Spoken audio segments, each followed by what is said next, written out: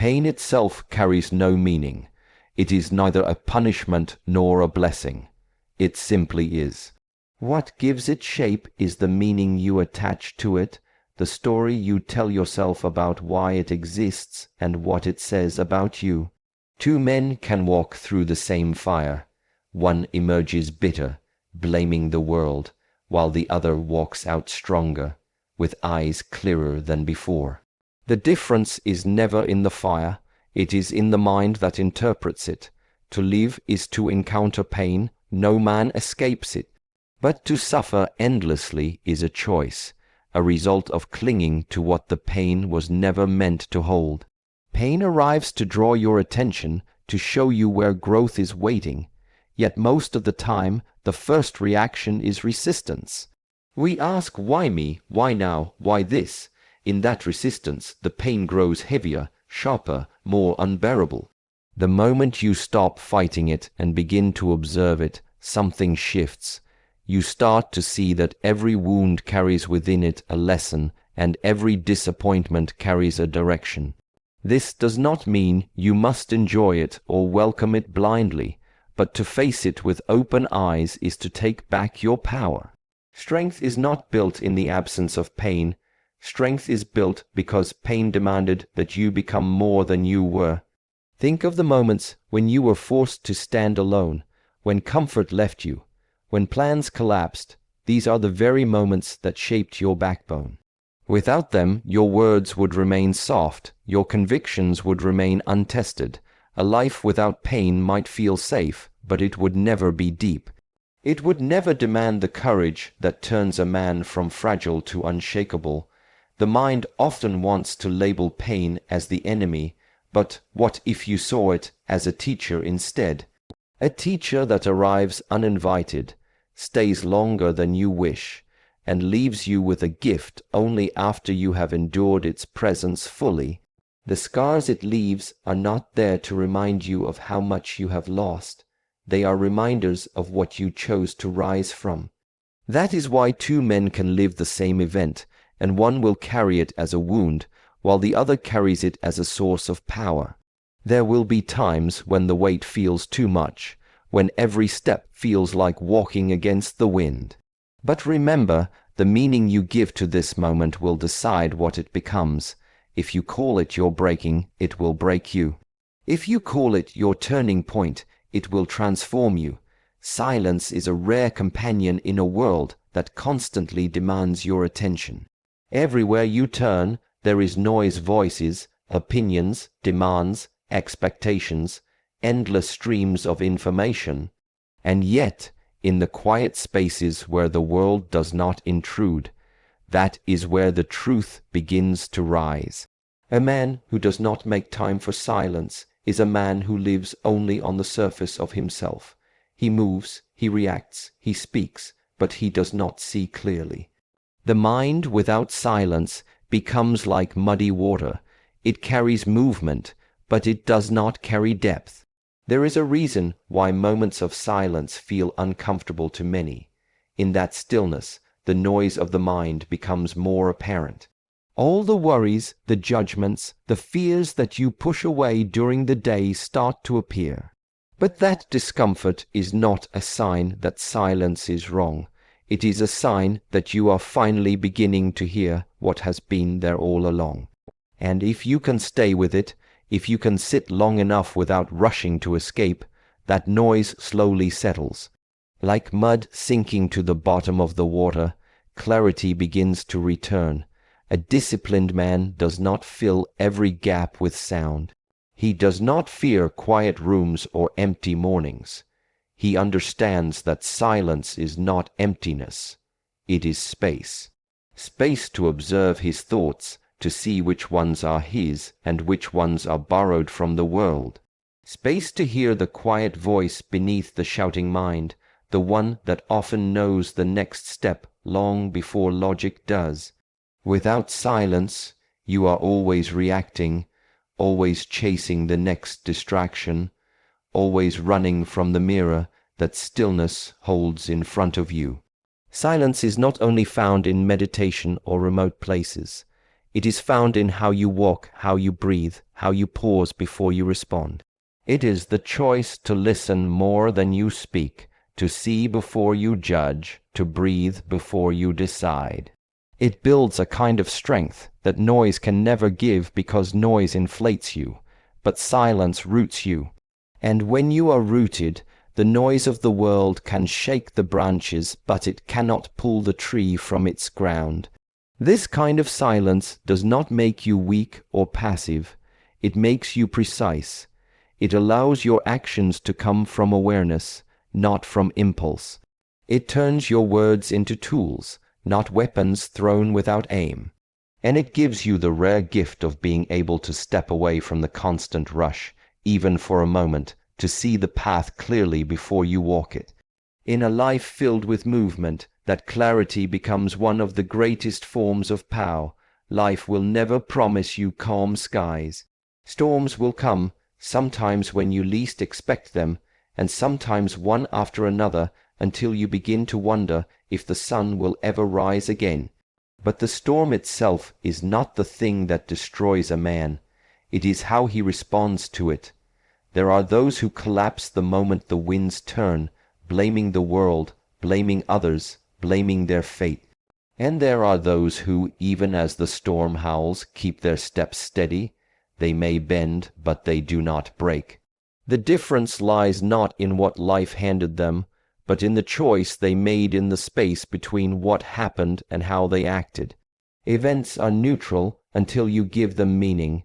A loss does not carry defeat until you call yourself defeated.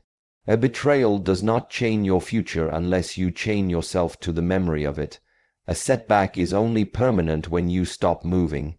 This space, this small but powerful space where you decide your response, sees where your reality is shaped. It is not the event that writes your story. It is your response that carves its lines. There will always be things you cannot control. What others do, what they say, what leaves your life, what enters without warning.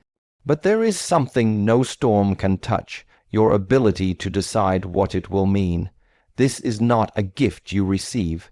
It is a discipline you practice. The first instinct may be anger, fear, self-pity, but the second moment, the moment where you pause, where you breathe, where you choose, that is where strength is born. A man who understands this does not waste his life wishing for a world without storms. He learns to become the kind of man who can walk through them. He does not rush to erase the event or pretend it never happened.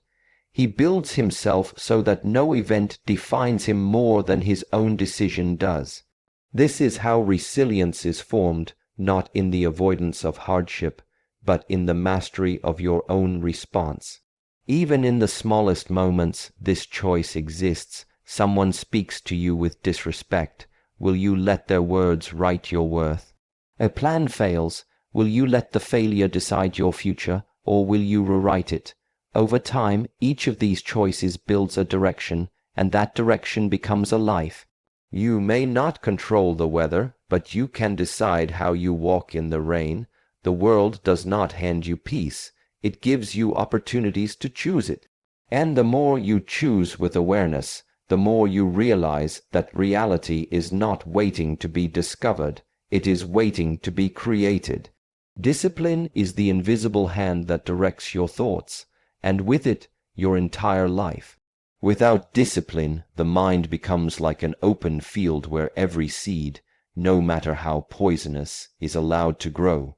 Worries multiply, fears take root, and desires without purpose scatter your energy in 1,000 directions.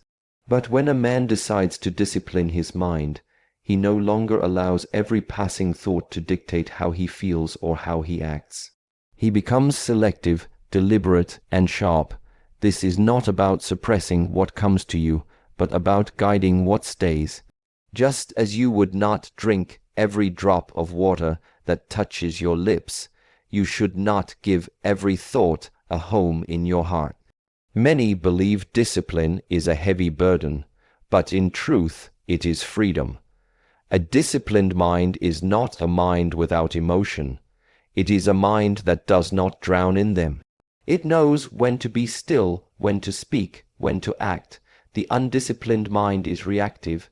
It moves with the winds of anger, with the tides of fear, with the whispers of doubt. It runs after distractions and calls them opportunities. It clings to old wounds and calls them identity. But a disciplined man stands firm. He does not fight every battle. He chooses his wars carefully, and most of them are fought in silence within. Discipline is built in small moments, the morning you rise even when the body resists, the instant you return your attention to the task even when the mind wanders, the choice to hold your tongue when anger wants to speak for you. Each of these moments is like a brick, and over time they form a structure strong enough to hold peace even in the middle of chaos. Without discipline, you are a guest in your own mind, moving from room to room while chaos rearranges the furniture. With discipline, you are the architect. You decide what stays, what goes, and what will be built. There will be days when the world tests this. Someone will provoke you. A setback will tempt you to give up.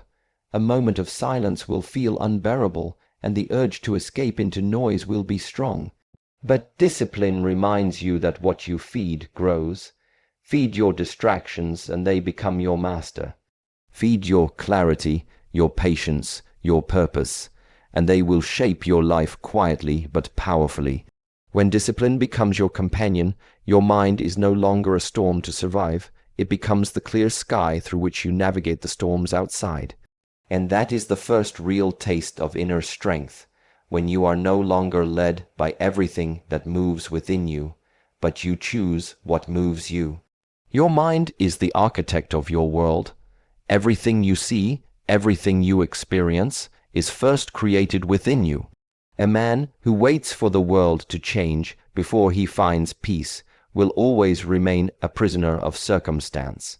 But the one who realizes that his inner world shapes his outer life, that his thoughts are the foundation upon which every decision, every action, every relationship is built, begins to see how powerful he truly is. Heaven and hell are not distant places somewhere far beyond our reach. They are states that rise and fall inside your own mind. If your thoughts are filled with fear, resentment, and doubt, then the world will reflect back to you the very same. Every step will feel heavy, every challenge will feel like a punishment, every silence will echo like a threat. But if you choose to plant seeds of clarity, patience, and determination, you begin to notice that even in difficult moments, something inside you remains unshaken. It is not about pretending that pain does not exist, or that life will always give you what you desire. It is about seeing that the way you respond to what is given is what decides if you live in torment or in peace. The mind is not your enemy. It is your most powerful ally when trained, and your most dangerous adversary when left unchecked. Many men waste their strength trying to control the outside, trying to force people, force situations, force outcomes. But strength is not found there.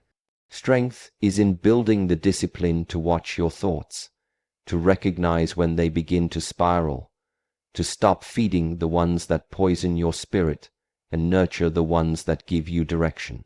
Think about a time in your life when something seemed unbearable, and yet later you realized it was the very moment that pushed you forward. What changed? The event did not change, you did. The moment you understood it differently, the moment you stopped seeing it as an enemy, it lost its power to hurt you. This is the art of building heaven within, not by erasing the storms, but by building a place inside where storms cannot reach. When you wake in the morning, the world is neutral. The sun does not rise to bring you joy or misery. It rises. What you bring to it will decide what the day becomes. This is your responsibility and your freedom, to be the one who builds or the one who destroys, not with your hands first, but with your thoughts. Heaven and hell are choices you make quietly, repeatedly, moment by moment, and the one who chooses consciously will always live freer than the one who drifts. Would you like me to now expand key point 2 in the same tone, 500 words so it flows naturally as the next part of the speech? Or should I write the entire speech in full flow, all key points connected, ***,